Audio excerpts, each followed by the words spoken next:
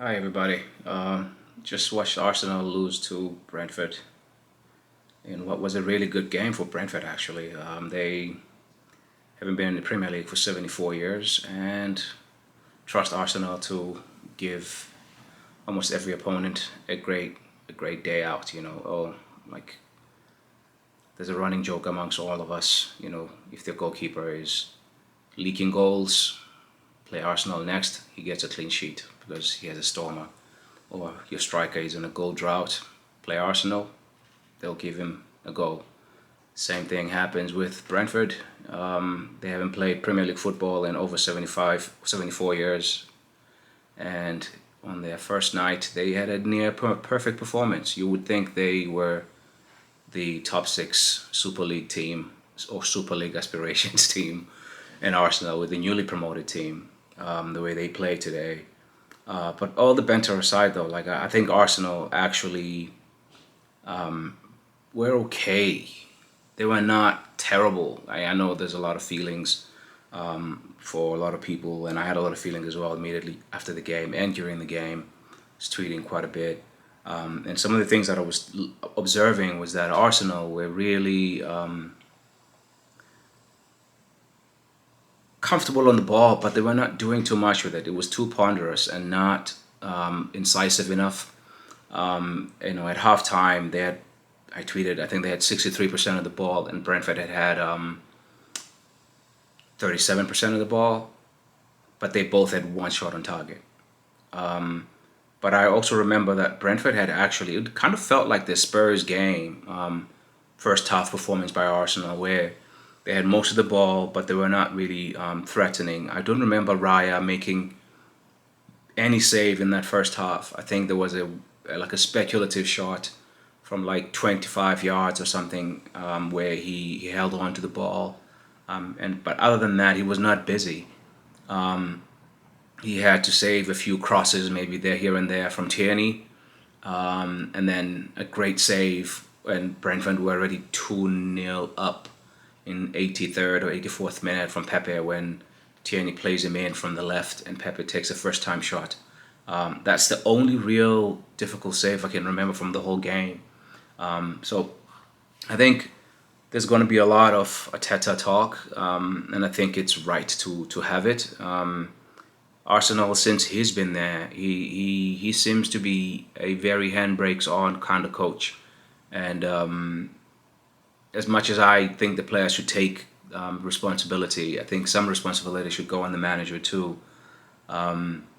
He's had a full preseason, and he talks the right stuff in terms of like I'm not gonna make excuses. We had a team who's good enough to handle the game and get a different result, which is, I thought the same before the game. I was enthused seeing all those young players, but they looked scared. They looked, outmanned. I think Brentford, even though they were the newly promoted team, they were playing at home, but also I think they had grown men. I mean, Ivan Toney was a man, and a lot of the players in that Brentford team were men. So I'm not gonna blame the players for being young, but I do think questions should be asked of the Arsenal players for playing a little scared. If you want to make a career, and a lot of these boys, they have very strong agents who asked for good contracts. Smith Rowe getting a number 10 contract, Balogun wanting assurances to play. He had his chance today. And I know he didn't get a lot. He was feeding off of scraps, which is part of the problem with Arsenal strikers under Arteta. They don't get a lot of the ball. So that's where I think a lot of the blame for me should go to Arteta for not letting the players maybe be adventurous enough, or coaching them. Then if he wants to overcoach, coaching them on how to get the ball into the final third, and then know what to do with it when you get there. A lot of the time it was too slow and too ponderous for my liking. They picked up the tempo within the first 15 to 20 minutes of that second half and looked better and had a few more opportunities to scare the Brentford defense, but it was not sustained. In fact, Brentford were the ones who scored and went 2 up. So like I really worry about what's going to happen between now and the end of the window, because clearly, as much as these boys are talented, they are going to be bullied by other teams, and teams will be happy to let them have the ball, and just say, okay, now beat us, and then we'll catch you on the break because we know you're going to leak some goals. Bernd Leno, I don't know if the guy wants to play for Arsenal anymore, but to me, he didn't look very interested. Definitely in that second goal, he lets himself get pinned down very easily. Doesn't push the defender from holding him in, and just gives in. The first goal, I'm not gonna blame him for getting beaten in his near post. I think Callum Chambers totally fucked that one over. He should have either let it go for a corner or kick it to the side for a throw in.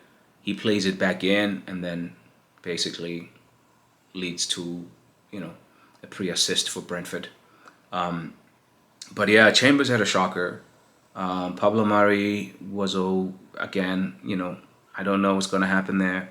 I know Ben White didn't look good, but my fucking goodness, like if you're gonna keep buying players and putting them next to these other guys, he's coming in, with a shit show around him basically. Kieran Tierney was okay. Still looks a little bit like pre-season-ish. But Callum Chambers, Bernd Leno were definitely not good enough today. Granit Xhaka, Sambi Lokonga, and Smith Rowe, I thought they were playing okay. They were playing okay, but I don't think there were enough aggressive runs being made by the front three to make themselves available at times. I think Smith Rowe tried to carry the ball a few times, and when he did break through in between the lines, I remember one time it was played in by Tierney, had a nice turn, and that led to a shot on goal by him in the second half. But those moments were few and far in between. He did show a little bit of fight, Smith Rowe, and I think Sambi Lokonga also showed that we have a play on our hands there. So those two boys are showing that there's something there. It wasn't all bad for Arsenal, but it was a little too safe, and there's not enough risk taking and enough decisions that players are like, okay, I'm gonna make something happen now. Saw a little bit of that in that second half when Saka came on, and maybe after Arteta had spoken with them at halftime. But I don't know why you are waiting first game of the season for 45 minutes before you start being a bit more adventurous. And that's where I think a lot of that's on the coach. I'm not gonna blame Edu and the recruitment and whatnot, because I don't know what money they are being told they have by the Kroenkes, and I know the window has been very slow in moving. But my goodness, this team needs help. It needs help like pronto, because with what we're seeing right now, it's a good thing that I think the next 2 games are games we were probably going to lose either way, even if we're at full strength. But I think those are games where maybe Arsenal can practice a few things if they can, and hopefully they don't get a mauling and get humiliated. But full strength or not, I think Chelsea and City were games where we were going to drop points. So at this point, if I'm being honest, I'm letting myself think that we will be 3 games in, 0 points, 3 losses, and then going to the Norwich game. That's when, for me, the Arsenal season will start. We'll be in the Norwich game. I think we're gonna lose the next 2 games, draw at best, but I think we're gonna lose both of them, and we'll be in the relegation zone. And I won't go into a meltdown, but I do hope that Arteta gets some help too, because some of the stuff that he's doing is not working. It's not working, and I think he needs to humble himself a little bit and ask his coaching staff for help, because it's not working. It's too slow, and it's been too slow. It's been a whole year and a half now of him at Arsenal. It's too controlled. and he needs to understand, like, the parts that he needs to control, and then the parts where he needs to let the players and the talent shine through. And one would hope that, having been a player, he would know this, but it doesn't seem like he does know it yet. So yeah, it sucks for all Arsenal fans at the moment, but I don't think anybody can say they're surprised. So with that said, I think, it's on to the next one. But I would say the next one and the next one after that are going to be losses too. But just hope for a performance. I mean, I'm talking for myself anyway. I hope for a performance. I like what they've done with these young players, but they're not going to do much in terms of like carrying the team through. They need senior pros who can help them. These boys need help. Ben White needs help. Sambi, Partey, they need help. The signings Arsenal are making have been decent, but the backlog of players from years ago, years past, it's like a lot of the players that play today, actually, like, they're not from back in the day. It's a lot of them have been post Wenger players. How many players were there that played today when Wenger was there?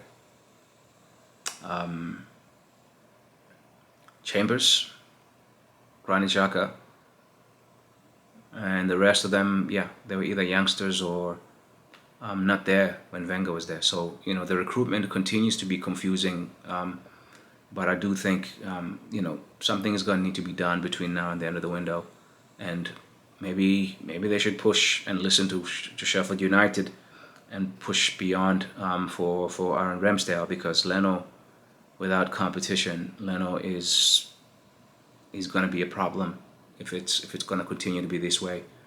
And yeah, I'm not going to talk about Emi Martinez, but yeah, Arsenal they've dug themselves into this hole. They need to do something about it, recruitment wise. Yeah.